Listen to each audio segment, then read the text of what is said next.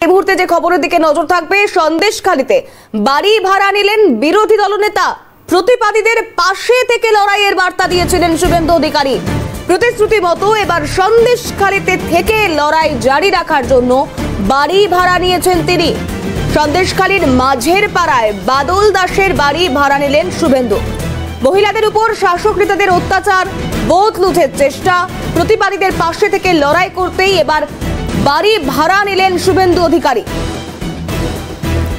এই মুহূর্তে আরো বিস্তারিত আমরা গোটা বিষয়টা জানবার চেষ্টা করব। মফিজুল ইসলাম আমাদের প্রতিনিধি আমাদের সঙ্গে এই মুহূর্তে সরাসরি রয়েছে। মফিজুল, সন্দেশখালীর মানুষের পাশে থেকে লড়াইয়ের বার্তা আগেই দিয়েছিলেন এ রাজ্যের বিরোধী দলনেতা। এবার একদম সন্দেশখালীতে থেকে তিনি লড়াই করতে চাইছেন, বাড়ি ভাড়া নিয়েছেন। কি কি আপডেট রয়েছে?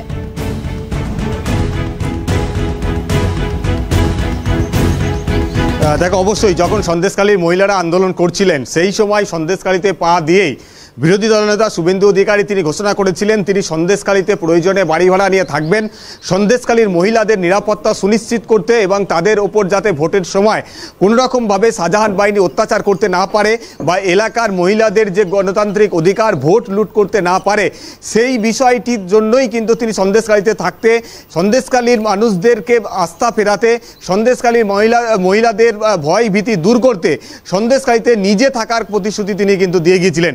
আর সেই প্রতিশ্রুতি মতোই সন্দেশখালীর মাঝের পাড়ায় এই বাড়ি কিন্তু ভাড়া নেওয়া হয়েছে। সুরজিৎ দেখাচ্ছে ক্যামেরায় সেই বাড়িটি, যে বাড়িটি হচ্ছে বাদল দাস নামে একজন ব্যক্তি, তার এই বাড়ি।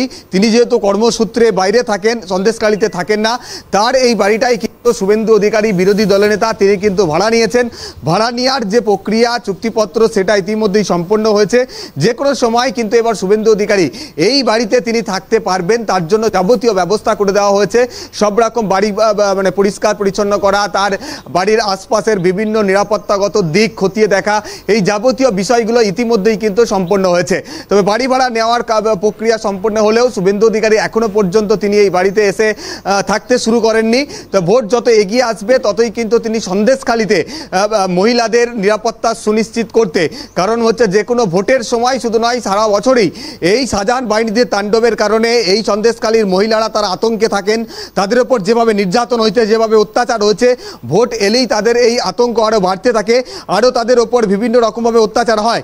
মহিলারা তারা অভিযোগ করেছিলেন যে কোনো মিটিং মিছিলে এই শাহজাহান বাহিনীর শিবু হাজরা, উত্তম সর্দাররা রাতের অন্ধকারে তাদেরকে পার্টি অফিসে তুলে নিয়ে যেতেন, সেখানে আটকে রাখা হতো, বিভিন্ন রকম নির্যাতন করা হতো এবং যার ফলে তারা বুথে গিয়েও তারা নিজেদের গণতান্ত্রিক অধিকার প্রয়োগ করতে পারতেন না, তাদের ভোটগুলো কিন্তু লুট করে নেওয়া হতো। এই পরিস্থিতির পুনরাবৃত্তি যাতে কোনোভাবে না ঘটে আসন্ন লোকসভা নির্বাচনে, সেই বিষয়টি সুনিশ্চিত করার লক্ষ্যেই কিন্তু এবার শুভেন্দু অধিকারী রাজ্যের বিরোধী দলনেতা, বিধানসভার বিরোধী দলনেতা, তিনি কিন্তু এই সন্দেশখালীতে থাকার জন্য এবার বাড়ি ভাড়া নিলেন। এই বাড়িটাই কিন্তু বাড়ি নেওয়া হয়েছে। আপাতত 3 মাসের জন্য চুক্তিপত্র হয়েছে, 3 মাস তিনি সন্দেশখালীতে থাকবেন। প্রয়োজন পড়লে সেই চুক্তি আরও বাড়ানো হবে, এমনটাও কিন্তু বিভিন্ন সূত্র মারফত জানা যাচ্ছে। তবে শুভেন্দু অধিকারী এই বাড়ি ভাড়া নেওয়ায় এলাকার যারা মানুষ, এই এলাকার বাসিন্দা, বিশেষ করে মহিলারা যারা আন্দোলন করছিলেন, তারা নিজেরা আস্থা ফিরে পাচ্ছেন, তারা এবার ভরসা পাচ্ছেন যে তারা এবার নিজেদের ভোটের সময় তারা শান্তিপূর্ণভাবে ভোট দিতে পারবেন। কারণ এই এলাকায় যারা তাণ্ডব করত তাদের বিরুদ্ধে রুখে যেভাবে দাঁড়িয়েছিলেন এই মহিলারা, যেভাবে আন্দোলন করছিলেন, সেই আন্দোলনে একমাত্র তারা পাশে পেয়েছিলেন শুভেন্দু অধিকারীকে। সেই জায়গা থেকে দাঁড়িয়ে শুভেন্দু অধিকারী যখন তাদের পাশে দাঁড়াতে একেবারে বাড়ি ভাড়া নিয়ে সন্দেশখালীতে থাকার সিদ্ধান্ত নিয়েছেন, তাতে করে এই এলাকার মানুষজন, মহিলারা তাদের মধ্যে আস্থা ফিরে পাচ্ছে, তারা সাহস পাচ্ছেন। তাদের যে ভয় ভীতি যে কোনো নির্বাচনের সময় তাদের মধ্যে ভয়ভীতি গ্রাস করতো, সেটা থেকে তারা কিন্তু কার্যত দূরে সরে যাচ্ছেন বা ভয়ভীতি তারা কিন্তু দূর করে এলাকায় তারা নিজেদের ভোটটা দিতে পারবেন, এমনটা কিন্তু তারা আশা প্রকাশ করছেন বিরোধী দলনেতা এখানে এসে থাকতে শুরু করার কারণে। ফলে বাড়ি ভাড়া নেওয়ার যে প্রতিশ্রুতি সন্দেশখালীর মহিলাদের কাছে দিয়ে গিয়েছিলেন, সেই প্রতিশ্রুতি মতোই বাড়ি ভাড়া নিলেন সন্দেশখালীর মাঝের পাড়ার এই বাদল দাসের বাড়ি। এবার কবে থেকে তিনি এখানে থাকা শুরু করেন সেটাই দেখার, এবং তার এখানে আগমন, তার এখানে থাকা, তার এখানে বাড়ি হওয়া, এটা নিয়ে কিন্তু এলাকার মানুষজন যথেষ্টই উৎসাহিত এবং যথেষ্টই তারা আস্থা ফিরে পাচ্ছেন। তিথি, বেশ, মফিজুল আমাদের সঙ্গে থাকো। বাড়ির মালিক তিনি ঠিক কি বলছেন একবার শোনাই।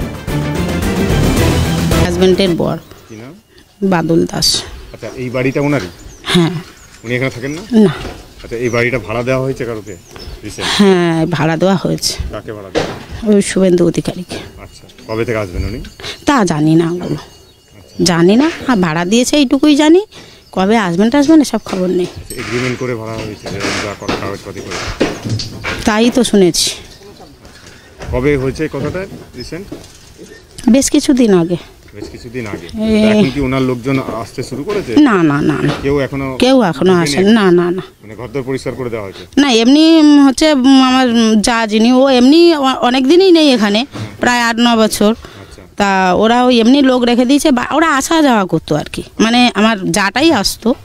ভাসুর চাকরি সূত্রে আসতে পারে না, তা ওই এমনি কাজের লোক একটা আছে, একটা কাকিমা কাজ করে, উনি পরিষ্কার পরিচ্ছন্ন এমনি অনেক দিন থেকে, ওই দিন থেকেই করে, কেউ না থাকলেও করে পরিষ্কার পরিচ্ছন্ন। অর্থাৎ বাদল দাসের পরিবারের তরফ থেকে ঠিক কি প্রতিক্রিয়া, বাড়ির যিনি মালিক বাদল দাস তার পরিবার কি বললেন সেটা আপনাদেরকে শোনালাম, এরপর স্থানীয় মানুষজন তারা কি বলছেন সেটাও শোনাবো। শুনুন।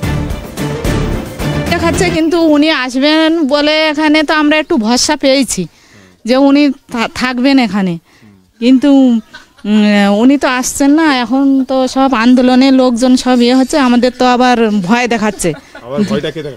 দোকানে আমরা কালকের মিছিলে গিয়েছিলাম, ওখানে বলেছে যে কেন আসবে, কারা বলছে এটা?